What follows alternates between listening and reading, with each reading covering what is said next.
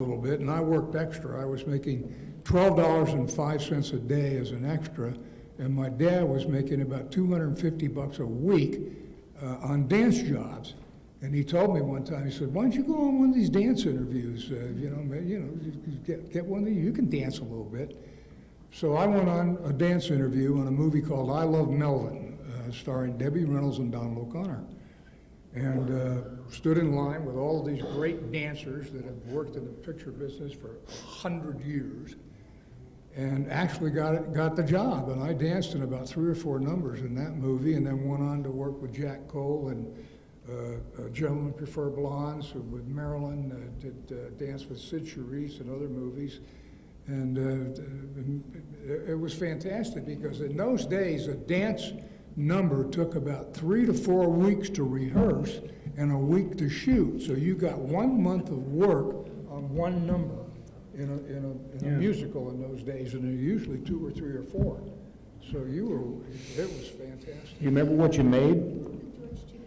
I worked with George Chakiris, was in Gentlemen Prefer Blondes with me, and just a chorus dancer like I was, who went on to go, to great lengths, George. My dance teacher. Won an Oscar or something, but also worked at, what was the great? West Side Story. Yeah, West Side Story. You remember what they were paying you back then for that? $250 a week. Oh, okay. At that point, For a month, it was yeah. fantastic Yeah. money in 1952, 53. Absolutely. Then I got drafted.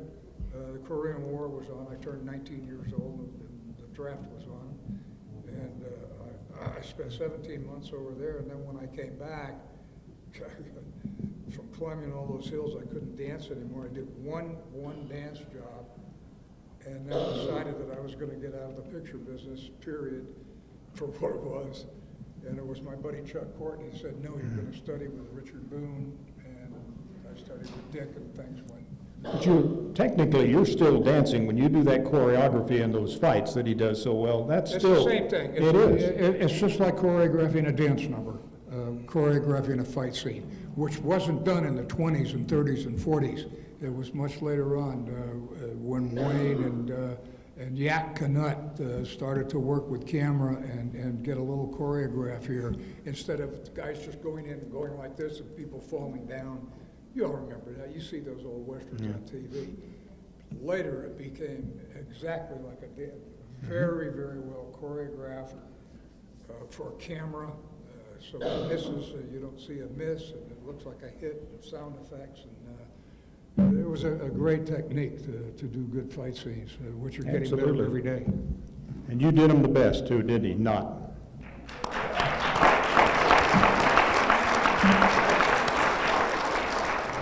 Before we leave here today, I want to introduce somebody that's responsible for this festival. This festival, look how much bigger it is than it has been the last year and the year before. This is what happens when a real dedicated lady decides we're going to make this bigger and better year after year, and that's what happens. And I think we all owe it, and I certainly do myself, and I know Bob and Don and Luna and everybody else do. Penny Mclean. Penny?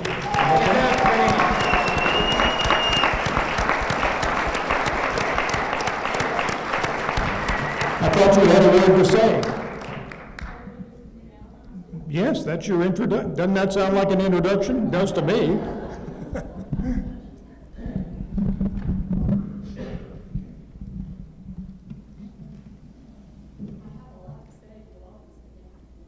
Well, that's a good idea. Go down in the audience. Sure, if you want to. Do you want to go in the audience, or you want to stay here to hear it? She said she has a lot to say. We'll stay here and listen. Sure. Give them hell. All right. Okay.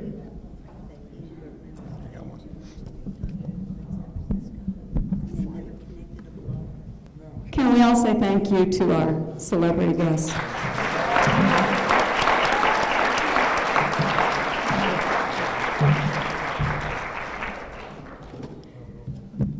So I wanted to talk to you a little bit about, I'm walking.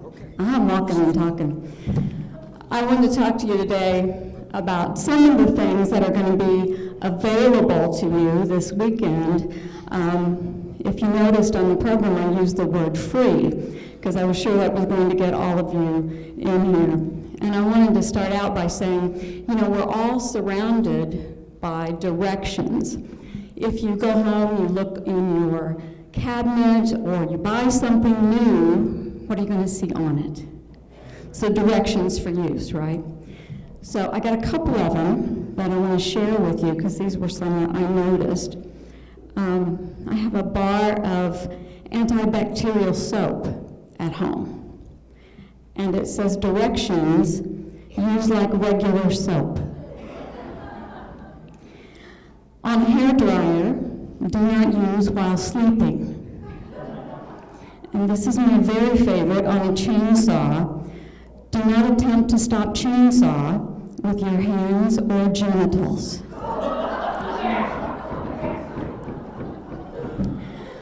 Well, one of the very first things that you should have received when you came in the door is a program. And if you didn't get that, see the bunkhouse girls. They're the ladies in the pink hats. I need some water. We're in the desert. I need some water. Right beside you. So on that program, on the very front, you'll see, you have that for me. You'll see that there's a photo of all the guests. Thanks. While I'm drinking that, let me remind all of you, you are in the desert. Be sure you're getting lots of water. Be sure you hydrate really well.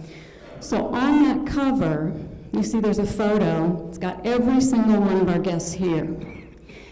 If you'll take that around and you'll get that signed by everyone who's on that cover, except for one, and we'll talk about that in a minute, and you take that over to the bunkhouse girls. And again, that's the ladies in the pink hat. They're just as you come through the door. I have some gifts for you.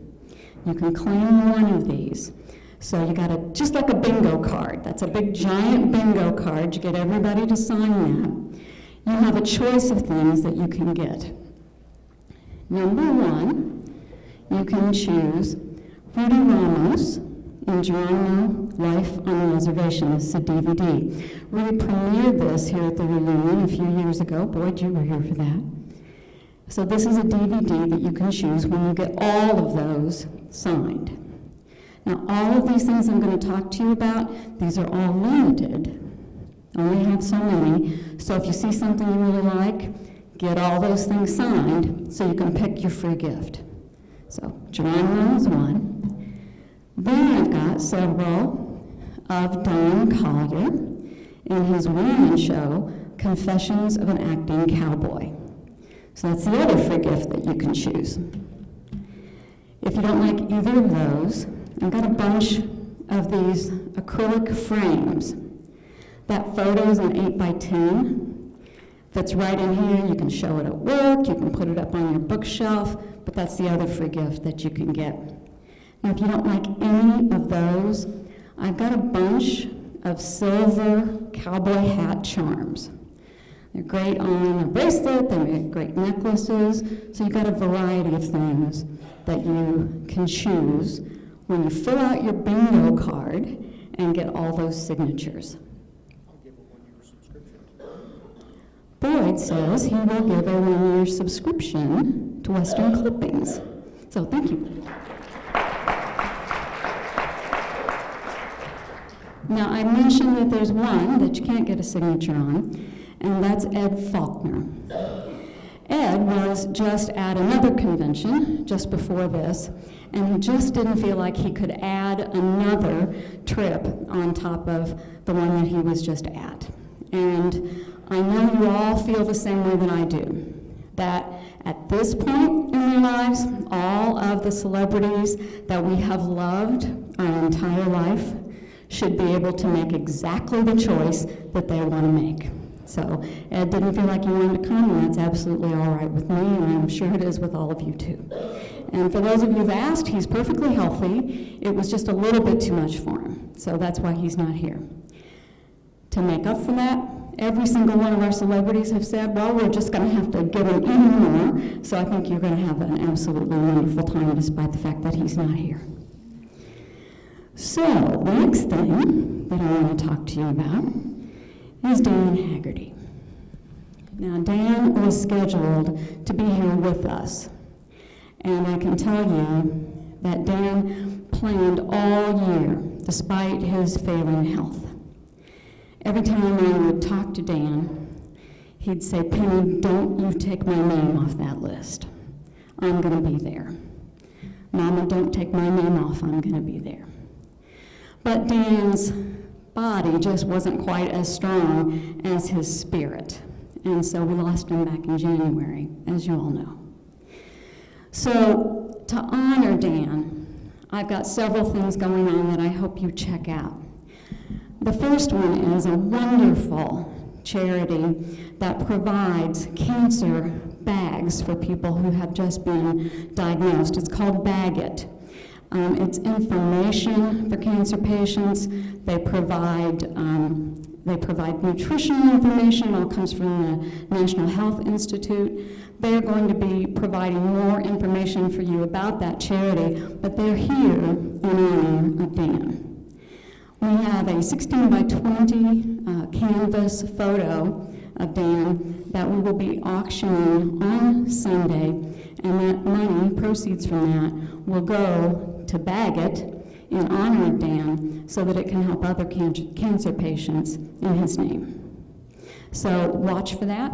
A lot of the celebrities are going to sign it. It's a one-of-a-kind item, and that's for Dan. Another item that we have, somebody started to clap. I think that's great if you want to clap. So another item we have for Dan are the teddy bears. Some of you have seen them already. You've been asking about this. We're going to get a lot of our stars to sign these in honor of Dan because of Grizzly Adams. A little tag on them. Don's already signed his. Luna already signed hers last night. You can't buy these. You can only get them through the raffle.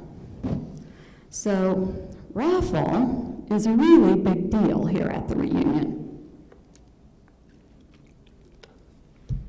The raffle, we have one raffle for the teddy bears. We have another raffle that you get several things from that. Number one, we raffle for the lunch at the High Chaparral Reunion Ranch House tomorrow. There's only 45 seats inside the ranch house. Everybody else sits outside. So we'll draw from that the names of people who get to sit inside the ranch house. Now, the Cannon House furniture is not in there, it's just the inside of the house, but it's still kind of nice to sit inside. So you can choose your raffle tickets where you want to put them, either for the Dan Haggerty Bears or for that lunch raffle.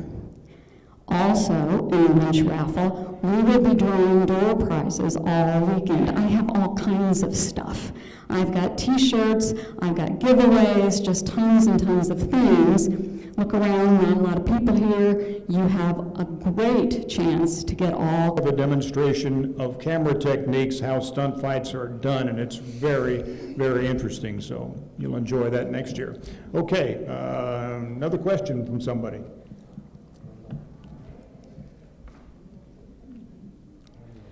This is really for anybody. I just wondered if you're ever on the set or doing any of the TV or whatever, if you were ever allowed to keep any memorabilia, like if there was something you really, really liked, like a hat or something, and they let you say, sure, go ahead and take it. Who's the question for? Anybody? Lynn, did you get to keep any memorabilia from anything you did? Oh, no,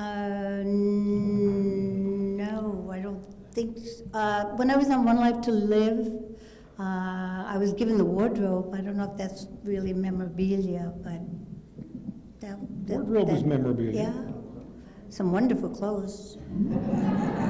Did you, Bob? Did you keep any guns? Well, I don't holsters? know if it's memorabilia. Everything on Laramie was mine. Both my Colt 45s are mine. I still have them today. My boots I wore were mine. My hat was mine. The vest was mine. I picked my own wardrobe out, so it all belonged to me. I wore Hires Elite boots in those days, and still have a couple pair of those. But they were mine. I just brought them home. I just thought of something. I did take a picture. Okay. She stole some. No, I didn't. I did not. You brought Doug McClure home, that was, Didn't I, though? No, when I was leaving Chorus Line on Broadway, the wardrobe woman said, "Take your hat, because your head is so tiny, it's the size of a child, that nobody else will ever wear this, you know, the hat in Chorus Line, the one number." So I do have a hat from Chorus Line. Yes, that was good. Don, how about you? I'm having a great time listening to these kids. They're doing fine over here. Yeah, I had some on wardrobe, but one thing I didn't have was a leather shirt. And when they dressed us up to do High Chaparral, we wanted a Western costume, and they gave us each a wardrobe guy, and he's going to help us dress. And I put on my pants, and I put on my boots. He threw me an undershirt to put that on. And I had my eye on this leather shirt over in the corner. And I kept looking, it looked great. And I said to old Alex, I said, "How about that leather shirt?" He said, no. He said, "No, leave that over there." And he tried a few more shirts on me. I kept trying. I kept looking over there at that leather shirt. It sure looked good. And I said, "Well, can I try?" He said, no, leave that alone. You don't want that. He tried a few more on me. I said, "I want that shirt, Alex. I want to try it on." And man, I put on that shirt, stepped back, looked in that mirror, and man, did I like what I saw. I mean, I was so proud of that leather shirt, I was going to bust. A few months later, I wish I had of. Because we got down to Arizona, and I found out why he didn't want me to wear that leather shirt. It was about 115 degrees at old Tucson. And if you were horseback, had to ride down in a gully or something, it would get up to about 120 or 125. And that leather shirt, it had seams in it. And the sweat stains on each side of that seam were about 1 inch wide. Boy, I sweated my ass off in that shirt, I'll tell you. It was awful. I did steal it at the end of the show, but it got lost somewhere years ago. It didn't fit me now anyway. But that's my wardrobe story. You did save one thing that, you did a bubblegum commercial for a number of years, right? Oh, yeah. And you hung on to that costume. Yeah, I did, yeah. In fact, I sold it to you. You did, Yeah. indeed. You were awful proud of it too. Weren't you going to save that till you die? Well, You just died on it. actually, I called Penny the other day, and I said, why don't we auction that off and make a little money for the film festival in part? So we're going to do that auction of his costume on what, Sunday, is that right? Friday night. Don's costume, and Don will be there to authenticate it and probably sign the lapel or something if you... Don't ask me to try it on. We'll try it on. I can't try it on because it won't So fit. we hope to get, $5-10 for it anyway, right? Well, whatever, we'll take whatever we can get, yeah. Okay. For enough money, you can get what he's wearing right now.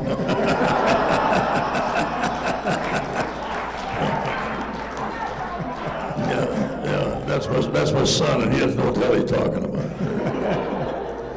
Got time for one or two more. And we'll get you over there next. This question is for Bob. Bob, what was it like working with Spring Byington? Great question. John Smith and I, this was in the third season when Spring was going to take over. And Mike was going to come on the show. And Smitty and I thought, Spring Byington, my God, this is a full man crew, and the dialogue around here gets a little wild every now and then. And I thought, we're going to have to clean an act up like it's never been cleaned up before to have Spring Byington on the show. I said, what are we going to do? Well, Spring came on. It was just as wild as Smitty and I were. She'd been in the business for 100 years, and there was nothing she'd never heard before or never said herself. And we had a great time with that lady. She was a doll to work with, really. She was such a wonderful, wonderful woman and a great actress and fun to be around. And it was a pleasure to work with a lady that had worked in silent movies. Donna, she had a question back here.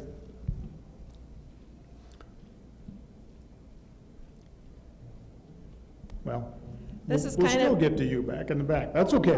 No. This is kind of along the vein of the memorabilia. Don, I have heard that John Wayne gave co-stars a special coffee mug after every movie. Do you have yours, and do you drink Arbuckles out of it? What'd you say? The coffee mugs that Duke gave everybody that were personalized. Oh, yeah. Yeah. Yeah, I had 3 of them. Okay. Yeah, they're worth about, I don't know, $5,000, aren't they? Something like that? That's not what I paid you for yours. Oh, did you buy mine? Yeah. Well, you owe me money then. I had 3 of them. I gave one to a girl, and this crook bought one, and I think I broke the other one. But I think his old secretary, I forget her name now, I think she had until she passed away, she had the complete set. It had to be, a couple of 100 movies. Yeah, he didn't start it at the very beginning, but it became a tradition, and everybody that was on a film that was important to the film. I don't think every crew member got one, but yeah, directors. The cast would, yeah, Cast, the director, yeah. Right, they're very collectible if you got one? No, okay. Yes, ma'am, you. You the one that I keep missing?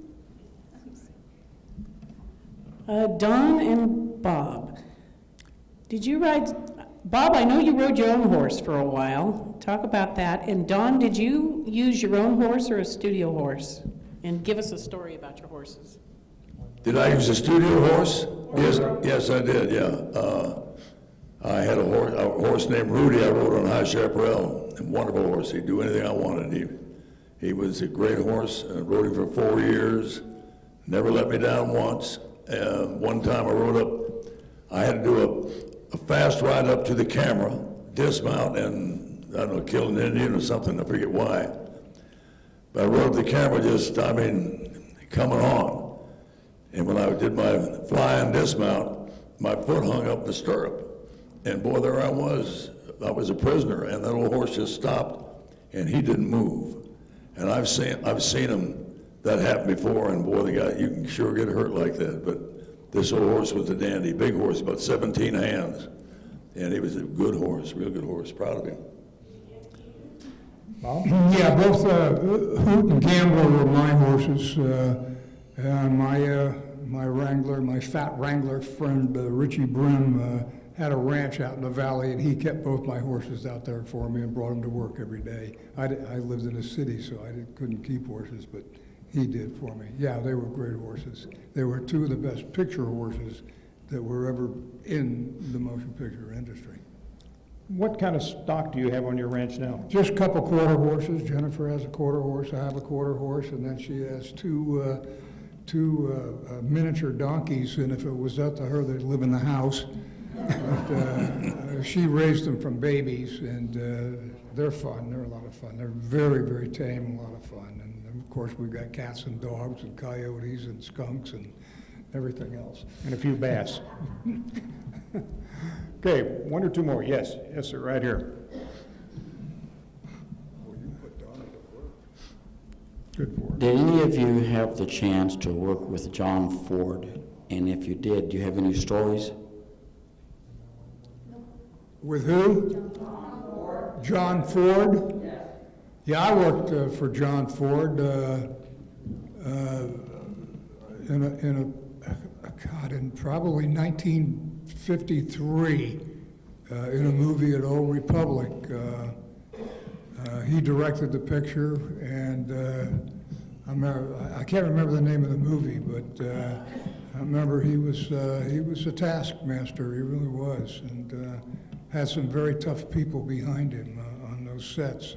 I had just come out of the Army at that time, or wait a minute, I guess this was '54, and he had people. We were playing cadets, And they made us march all day long. We're extras. I was working extra on the movie. I worked on it for about a month.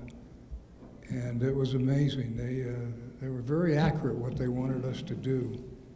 And I also worked for Cecil B. DeMille because I worked in the Ten Commandments. And which is kind of interesting to have worked with him, yeah. Great. One, maybe two more.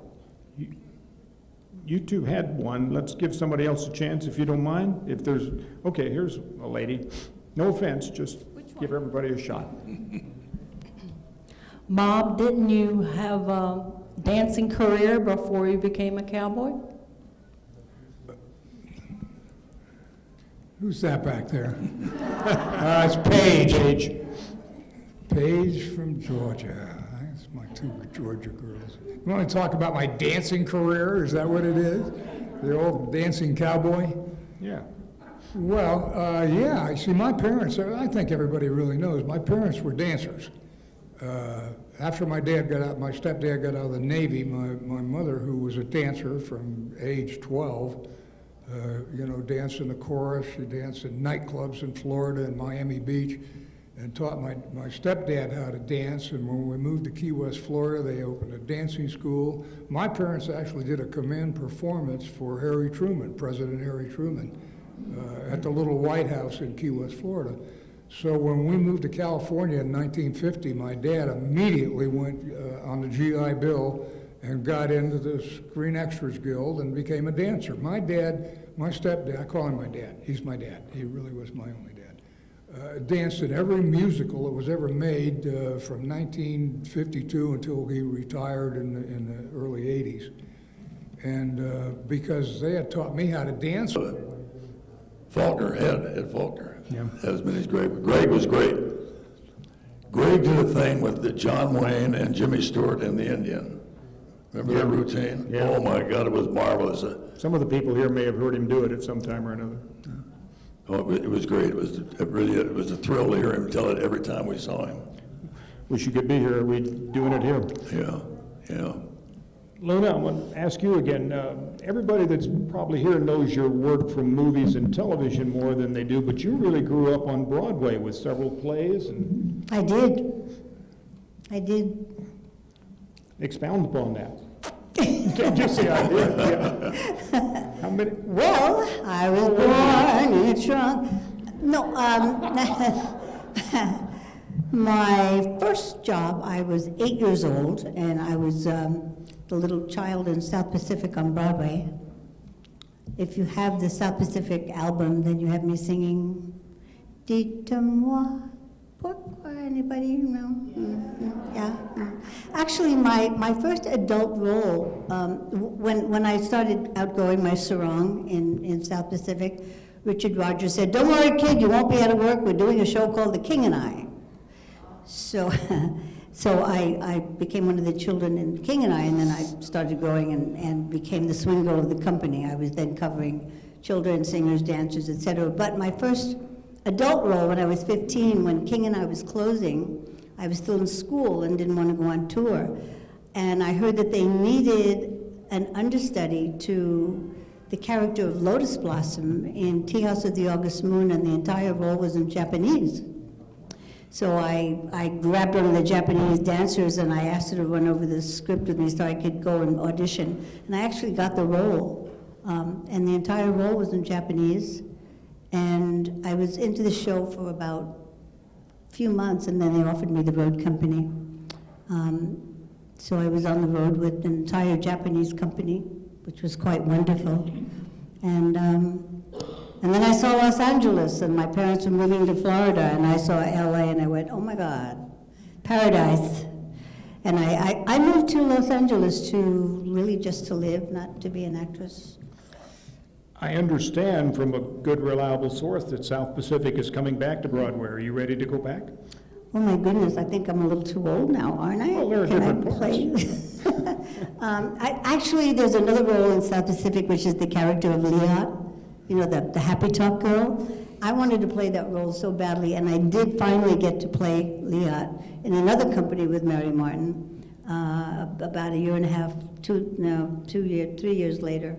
So that was a dream come true, but they're doing South Pacific again, they just did it at Lincoln They do Center. revivals, yeah, it's They just did one. It's They're not a gonna do it bad again? show. Yeah? not a bad show. It's not a bad show, but I was talking to Genevieve, are you here? Yes.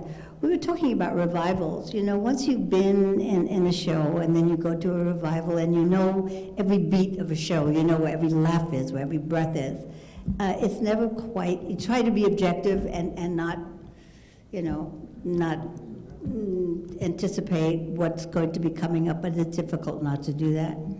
And most revivals really just don't work for me. They're kind of okay, if you know what I mean. Talking about a different kind of show, you and Bob made a movie together one time. We worked together a few times. We did something for Alcoa Presents called The Hour of the Bath. Do you remember that? Oh, my gosh, you saw that? Oh. I tried so hard to get a copy. You said you have a copy. I do. I would love a copy. Then we could have some pictures made. I was a Vietnamese girl, and you were...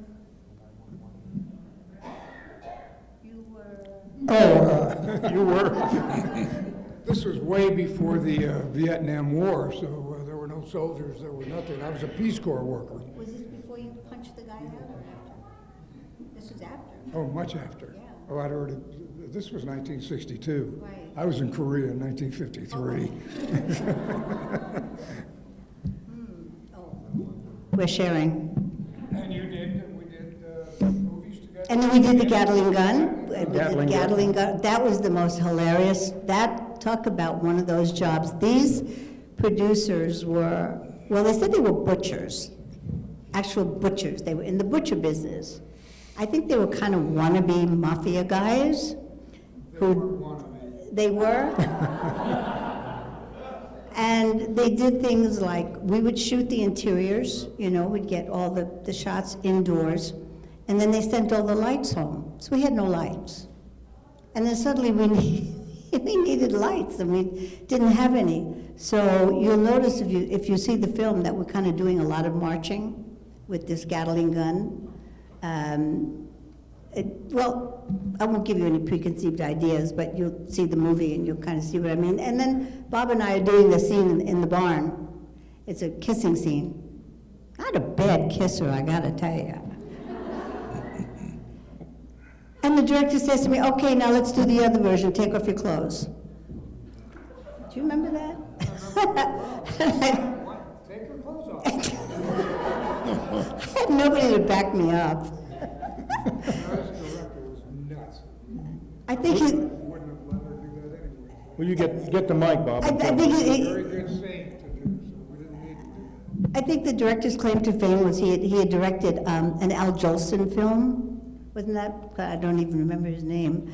So I said, take off my clothes? And he said, yeah, we're going to do the other version. And I said, when did we ever talk about that? I don't remember talking about that. That's not in a contract anywhere. Wasn't in the script at all. No, it wasn't. Just at the moment, he decided I should take off my clothes, which, of course, we didn't do.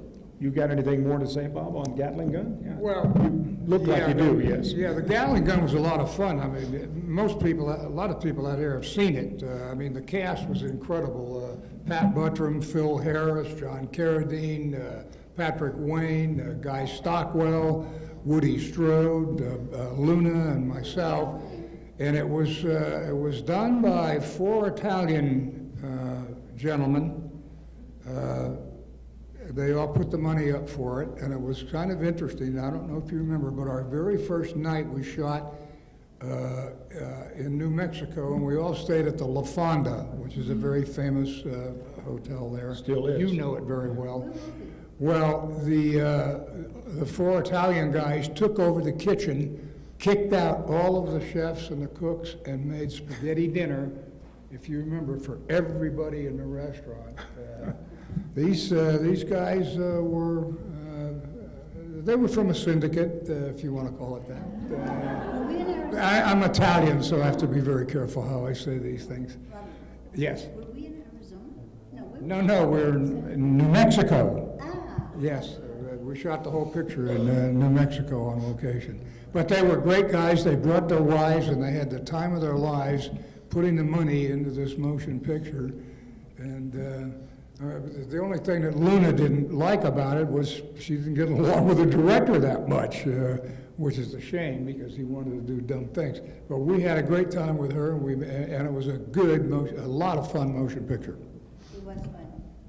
You reminded me of something, if you don't mind. I don't know if you were at the Golden Boot the night that Phil Harris got he got a Golden Boot. Now, Phil Harris was not known for making Western movies, really. But they gave him a Golden Boot one year just because of his notoriety. And he got up and thanked everybody. And then Alice Faye, his wife, the notable singer, also got up and she received one too. And she said, "I'm not sure why Phil Harris, my husband, got this Golden Boot." She said, "I have no idea why he would get a Well, yes, I do. I think he got it for all those drunken cowboys that he drug home that I had to take care of." Oh, yeah. She Great did, line. yeah. Great She line. did, yeah. They were, Pat Buttram and Phil could drink pretty good. Their breakfast was scotch and milk. And my bungalow was beside theirs, and we'd have a 7 o'clock call in the morning, and I'd walk past, and they'd say, "Hey, boy, come on in here and have breakfast with us." And I'd walk into the room with Pat and Phil and drink a little scotch and milk for breakfast. It was a heck of a movie. Okay, who's got a question out here for anybody up here? Yes, first hand. And wait for Donna to get to the mic so everybody can hear. Okay. Bob, I've been asked to ask you who your first screen kiss was. My first what there? Screen kiss? My first screen kiss. Wow. The most beautiful Ruta Lee. And she could kiss. On Laris, yes. Speaking of Ruta Lee, I know you mentioned Bernie Capel a while ago. Sure. And how many people here would like to have Bob invite Bernie to come here next year? Oh, you guys would love Bernie. He's the best.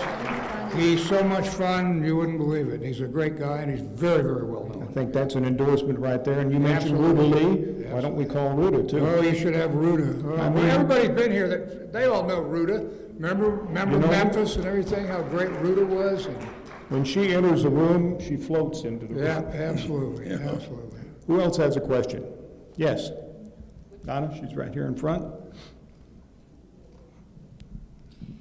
Bob, what happened to the first kid that played on Laramie, the Crawford boy? Why was he? Bobby Crawford. Bobby Crawford was, of course, the brother of Johnny Crawford, who at the same time was doing the Rifleman.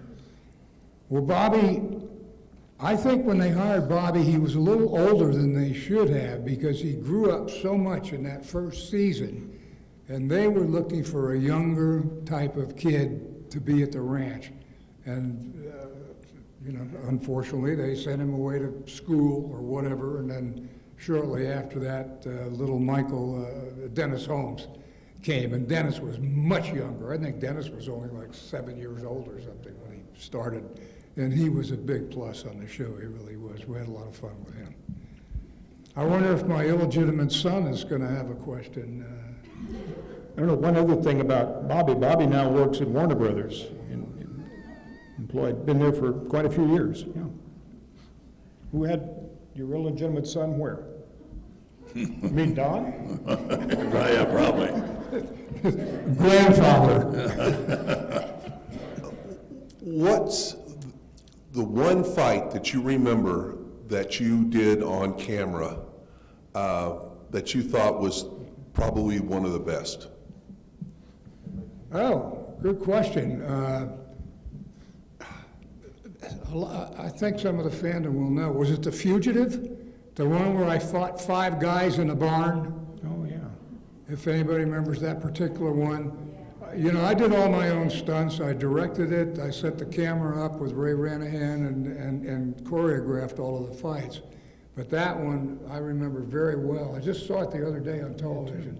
And it was 5 guys that I fought in there, and I win after 5 guys. Surprise, surprise. But the hero always wins, of course. No, that's not true. I got beat up and shot more times in Laramie than anybody's ever been. That's the, Speaking of stunt fights, we wish Tony Gill was here this year, but Tony probably should be able to, he had visa problems from England, and next year when Bob, and, because Bob is coming back, we know that, right? Bob is coming back, right? Yeah. And Tony will be here, and they put on a heck of Bill Cosby. You know, I don't understand what's going on about that, because I've worked with Bill Cosby 3 times, and I'm rather insulted that he never even winked at me. I mean, what the heck? I find it's shocking that I hear all of these stories, and obviously it's true. I mean, there's so many of these women coming forward, but I must say, like I said, I'm insulted. You know something I don't? No? No? Anybody? I just knew that you'd worked with him. And, Yes, I did. I opened for him in Atlantic City and in a couple of colleges, and then I did the Cosby Show. And he was quite wonderful, I must say. It's a real shame, though. It is. What's going on, yes. Okay, Bob, let's do the same thing with word association. John Smith, to start with. a dear friend. Julie London. Oh. Did I like to get up and go to work with her in the morning?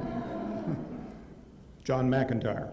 A true gentleman and a fine actor. And the late Denny Miller.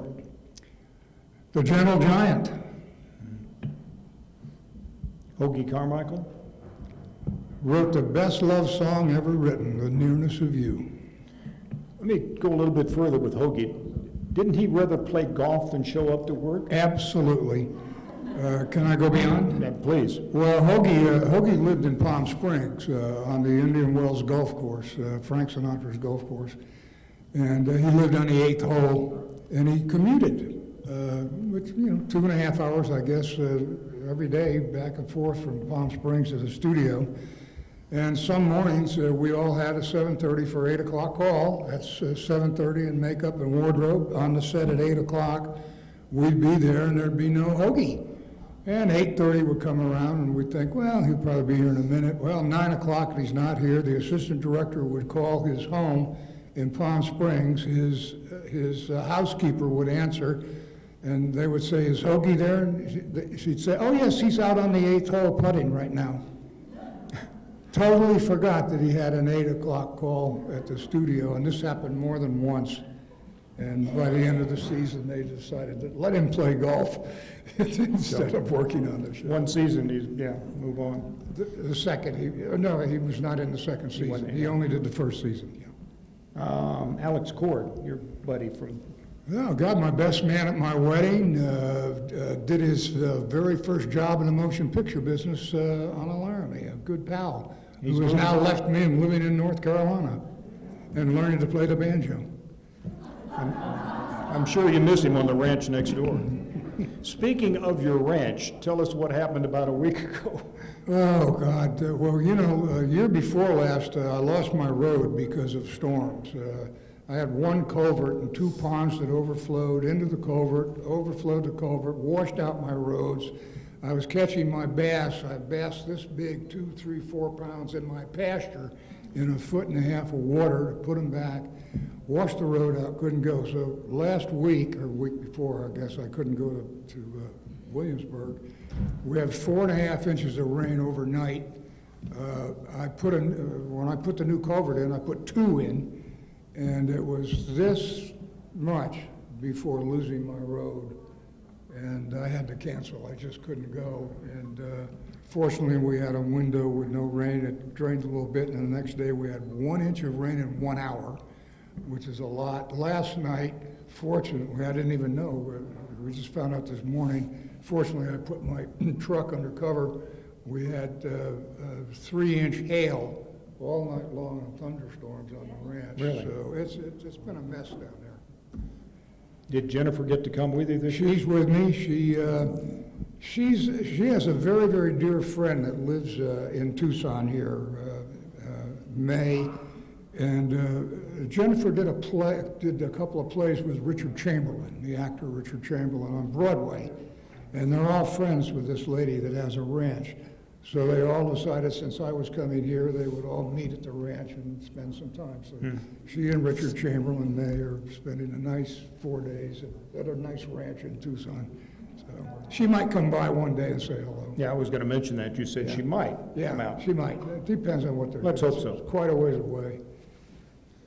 You took a long time to get married to her. You held off for bachelorhood for a long time. She put up with me for 14 years before we got married, and I finally caught her. I heard that she said, if you don't marry me now, that's the end of it. Is that right? I don't know where you hear all these things, but that's, it is absolutely the truth. It's a great story. I'll tell it very quickly. I knew, this was New Year's Eve, 14 years ago. We were going to have New Year's Eve at Bernie Coppell's house, Doc on Love Boat. He and his wife are very good friends of ours, and Alex was going to be there. We were going to have a New Year's Eve party, and she had just gone up north to visit her mother and her brothers, and I knew that she was coming back to tell me that she wanted to break up with me because after 14 years I hadn't asked her to marry me. And, I'd already been married once, and that did, 20 years, and I just thought I'd never get married again. But anyway, I was madly in love with Jennifer. And when she went away, I went and I bought a ring, an engagement ring, and I had planned to propose at the party, at the New Year's Eve party. And I knew that she was coming back to tell me that that was it, we're through, So that night, at 12 o'clock, the ball goes up in Los Angeles. I had this ring, and I said, Jennifer, would you come in the other room with me? And Bernie and his wife and Alex and everybody in the other room drinking champagne, and she got very nervous. She thought I was going to tell her mother died or something, She went in, and I sat her down, and I got down on a knee, of course, like you're supposed to, and I took and you all know I have bad knees, right? Everybody knows that. So I'm on my knee, and I took the ring out, and I said, Jennifer Allison Savage, I love you very much. Will you marry me? And she didn't say anything. Oops. And I said, you got to say something because I can't sit on this knee anymore like this. And she said, yes, I'll marry you. And that's how it happened right there after 14 years, and that was 14 years ago. 14 years. It's a great story. I love it. It's been a great relationship. She's a dynamite lady, and I'm loving my retirement because I do a lot of the cooking. I cook dinner or whatever, but that's while she's out cleaning stalls and taking care of the horses and doing all that kind of stuff. So we have a great time. Okay, Don, we're going to play word association with you. All right. Martin Mclean from Outlaws. Is this what, a two-word reply? One or two. Okay. Good old man, I'll tell you. Yeah, good old guy. He was Warner Brothers top heavy for years. Miriam Colin, Follow Your Heart, High Chaparral episode that you were in love with. Wonderful lady, yeah, broke my heart when the show was over, broke my heart. Yeah, she was a good gal. She's still working too. Is she? Yeah. Yeah. She did an episode of Better Call Saul. What are you saying over there? Oh, I know what they want me to say. Oh God, Trini. Yeah, say the line. Slim Pickens. Slim Pickens, oh Lord. I don't know, deep pockets, I'll tell you, he was, though Slim was great to work with. Can I tell a quick story about him? Sure. This is a song that Slim wrote.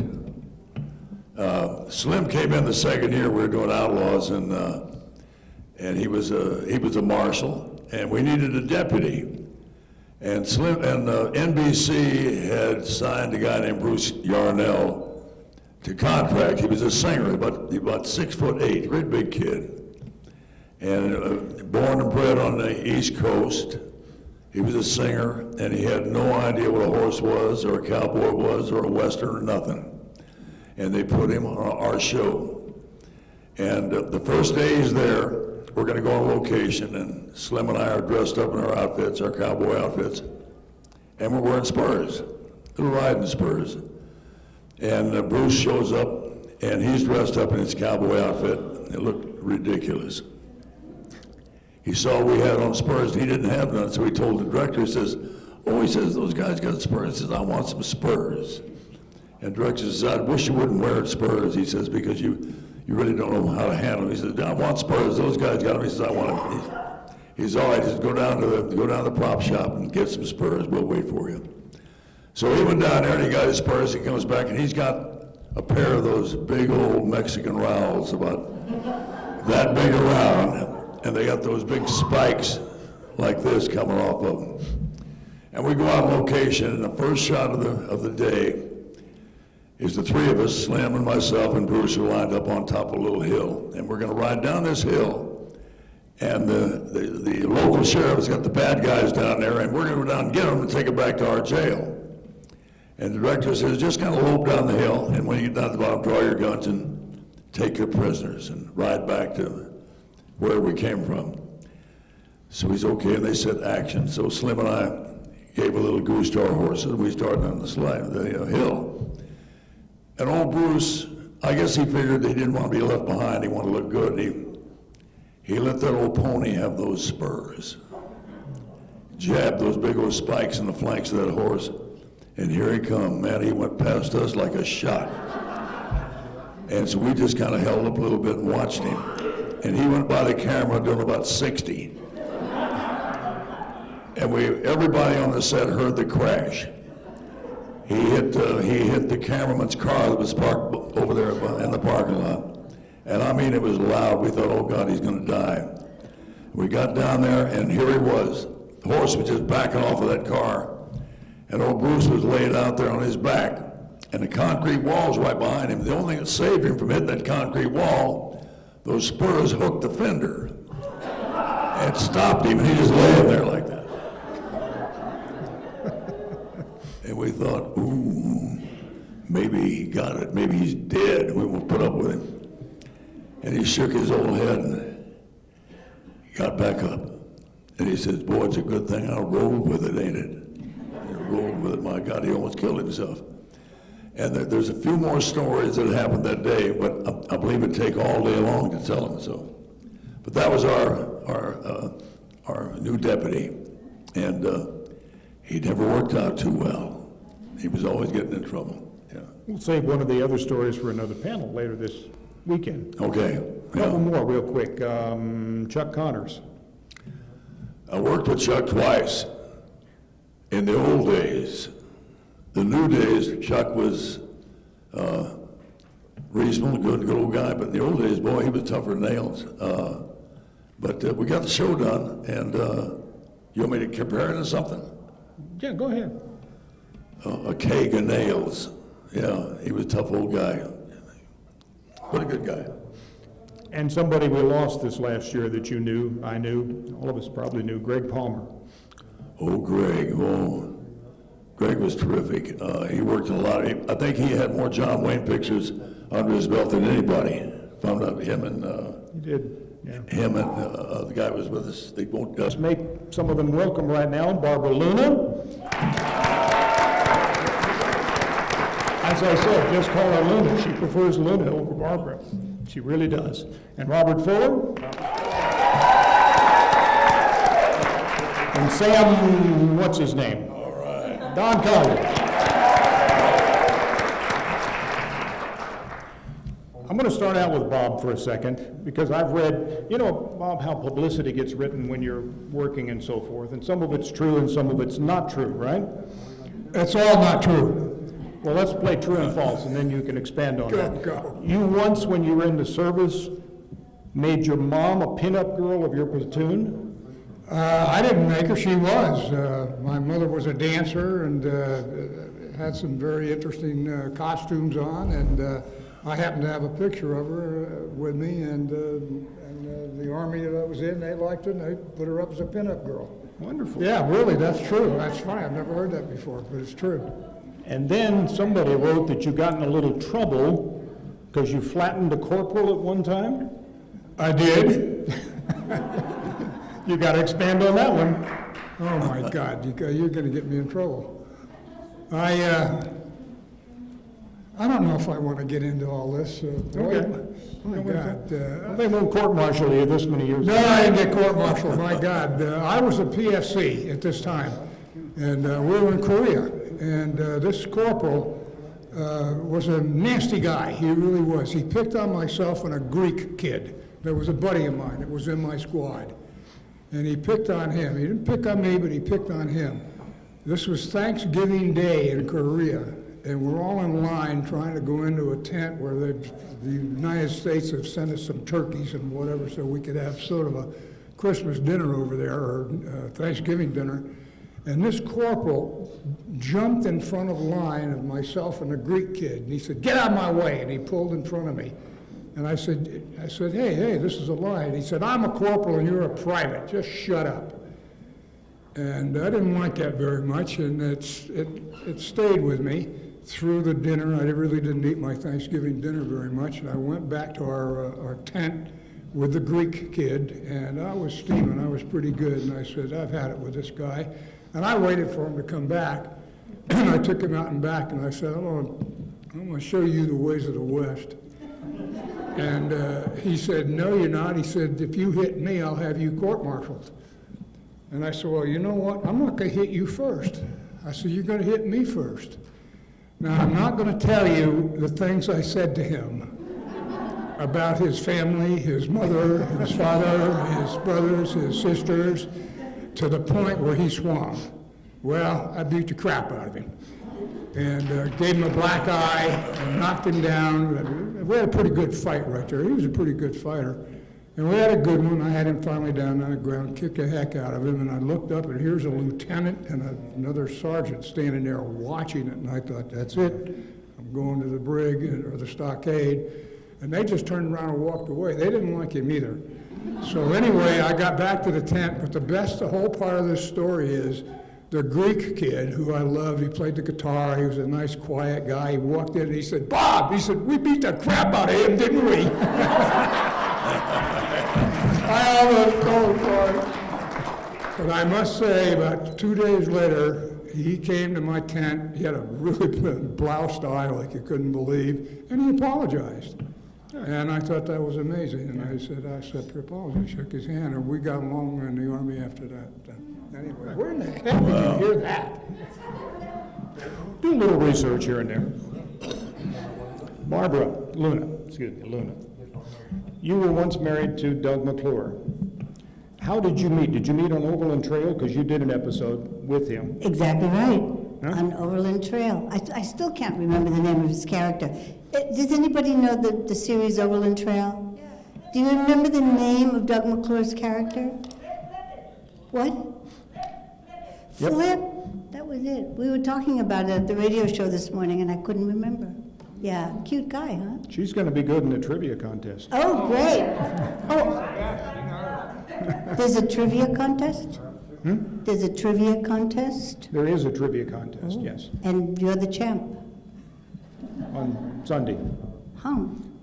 So you were married for what? Yes, I was married to Doug McClure, and he was a great pal of Robert's. In fact, Robert raised lots of money so that Dougie could get his star on the Walk of Fame. This is really cute. Dougie's first wife is a gal named Faye, and they had a daughter named Tawny. Well, Faye and I became really good friends. I mean, she's just a fabulous gal. And we used to have Tawny over the summers and so on and so forth. Anyway, when Dougie was on his fifth wife, he just, some guys have girlfriends, and he just liked having wives, right? So when we knew he was sick, and Robert raised lots of money for his star on Hollywood Boulevard on the Walk of Fame, and all the ex-wives were there. So when Dougie got up to make his acceptance speech and thanked everybody, and he said, "Well, He said, I guess I didn't piss off too many people because all my ex-wives are here. It's true. And little Lolo just huddled in the corner, he was such a cool guy, just a little country bumpkin. You told me one time that you made him take off his Virginian clothes before he would let him in the house. Was he, Well, but there's a what reason moves for you- that, other than, You he really was a really cute guy. No, I'm terribly allergic to horses. And when he was doing the Virginian, when he was Trampeth, he would sometimes just come home in wardrobe, and he had horse all over him. So he would have to take his clothes off outside of the house. Made it easy, didn't it? What does she mean by that? Don, Yes, sir. you made what, 15, 20 movies with Duke? Not quite that many, no. Not quite that many. I worked on 3 with the old Duke, yeah. The first time you met Wayne, Mr. Wayne, were you intimidated? I mean, he was, Oh, man, I'm telling you, I couldn't even hardly speak. I met him because a friend of mine, Claire Huffaker, wrote a screenplay called The War Wagon. And he suggested to Duke that I play one of the parts, and so they hired me. And when I first, we went down to Los Angeles Airport to get on the plane to fly down to Mexico. And they couldn't have John Wayne out there with the general public because they'd get mobbed and planes would be delayed and all that. So we're back in one of the special room back there about 8 o'clock in the morning. And in those special rooms, they have booze. And so we were having a few morning caps. And we all drank in the morning. I don't know why, but we did. We had to carry 3 or 4 of the guys on the plane about 9:30. And we flew down to Mexico, and I was tickled to death to work with that old man. I shouldn't call him an old man. He wasn't an old man at the time. I'm an old man. Duke never made it this far, I don't think. But it was a pleasure to work with him. He was a great guy. And if you did 3 things, you could work with a Duke. If you showed up on time, knew your dialogue, and hung around the camera, you could work with him. Because so many people, when the director says cut, but they just scatter all directions, phone call, and sign some pictures, go to the trailer, take a nap, whatever. But when the director says cut, you hang around that camera if you're working with John Wayne. And it was a pleasure to work with him. I learned a lot working with him. Bob, you've got a lot of fans here, and you've got one in particular from Japan that has been with you for what, 100 years now? Oh, close to it. My sweetheart Atsuko, who's over there. Stand up. Watashi wa nato o shite masu takusan. Oh, yeah. And that all began. She's been coming around to film festivals and with you since you were in Japan when, what year was that? Atsuko was a little girl when I was in a parade in, I believe, Osaka in 1962 or something like that. And she's watched me and has been a fan and a friend, a dear friend, ever since.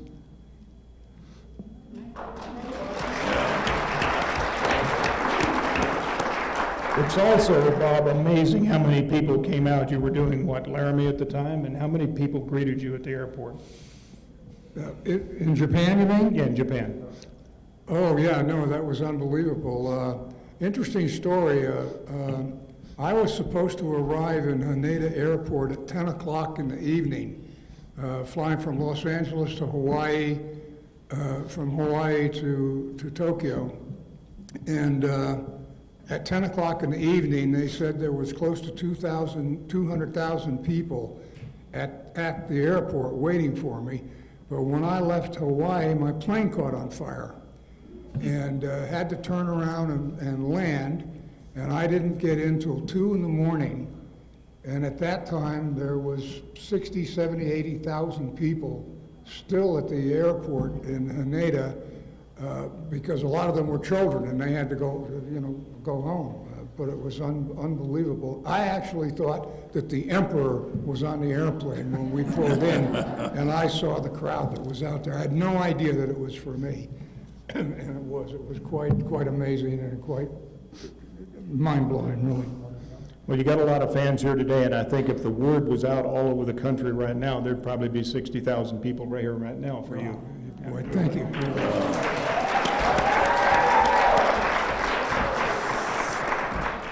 Luna, we're going to play a little word association, like one word answer, you know how that works? Sure. But, you know, that's a tough one in Japan. Robert Fuller Ararami. In Japan, yeah. In Japan. That's a tough one, yeah. Westerns are universal. They really are. Okay, Frank Sinatra. Spencer Tracy. Did you know that Frank Jr. just died, by the way? Did you hear that? Yeah, when I was sitting on the airplane last night, I did receive a text. Very Only, sad about that. 71, I believe he was. 72? Yeah. Okay, Vivian Lee. Oh, tortured.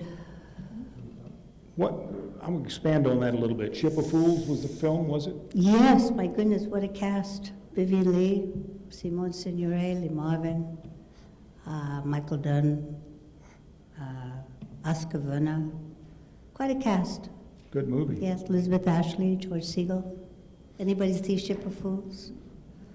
One person, that many, oh. Yeah? If you haven't seen it, watch it when you get home. William Shatner. Good kisser. Good kisser. Okay. Because I know everybody's wondering. I think that was Star Trek, and I think Penny said there were going to be some Star Trek people come out. Is that?